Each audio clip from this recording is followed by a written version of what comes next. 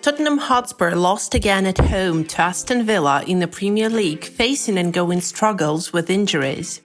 Here are 5 key takeaways from the match.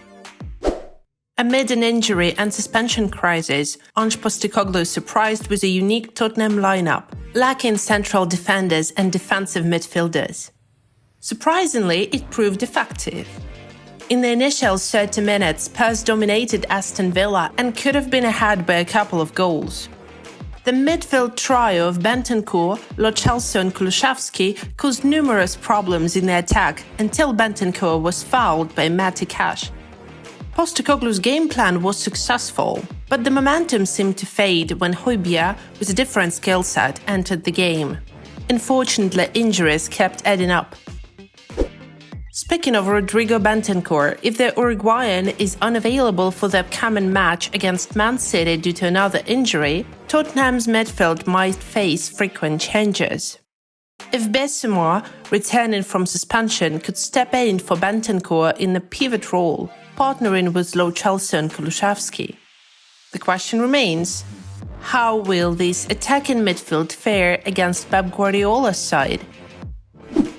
Giovanni Lo Celso earned the Man of the Match title. Making one of his first appearances this season, the Argentinian dominated much of the game. Nearly every successful Spurs attack against a resilient Aston Villa defense featured a skillful pass or move from Lo Celso. Despite the loss, he deserves credit for his outstanding all-around performance. He should definitely be in the starting lineup next weekend. Looks like Ange wanted to keep the Argentinian for a reason, as we saw the true level of his football against Villa. Postecoglou experimented with Eric Dyer and Ben Davies, then Ben Davies and Emerson Royal. With only Alfie Dorrington as an alternative, it's unlikely he'll opt for a tough Man City match to introduce the young player. Dealing with Erling Haaland's speed and strength, there seems to be no perfect solution. We assume he'll stick with Emerson and Davies, aiming to outplay Man City on the offensive side of the pitch. In January, our main focus will be finding a central defender. We can't afford to face a similar situation in the second half of the season. Yes, it's another loss.